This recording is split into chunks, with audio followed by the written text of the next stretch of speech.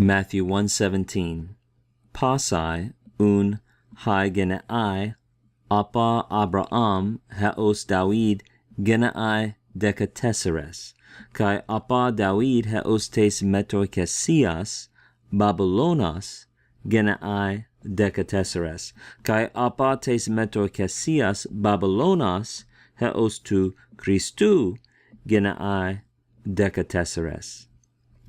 So we read now, we begin with this un. Remember, that's one of those little post-positive particles that will jump second, but we put it first. So, or therefore. So glancing back at this genealogy now and drawing some conclusion.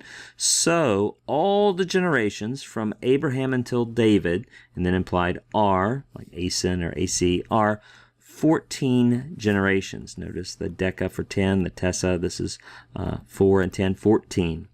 And from David until the deportation of Babylon, until the Babylonian exile, implied again are 14 generations.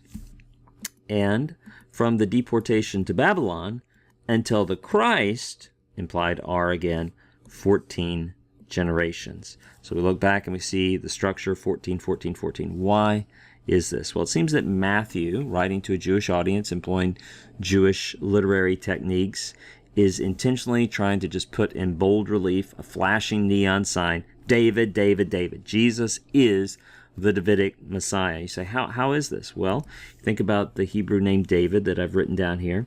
The first letter of it is Dalet, which is the fourth letter in the Hebrew alphabet. And then we have Vav, which is the sixth, and then Dalet again. If we add those up, that's 14. And we know from Jewish interpretation, it was very common to do this with names. Names had numerical value.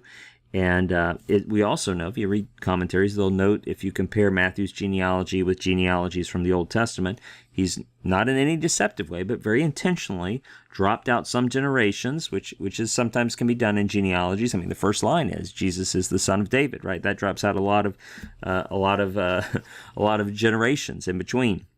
But he's intentionally grouped the generations and been selective and editing them to emphasize Jesus' Davidic ancestry, and doing that so that it groups into 14, 14, 14.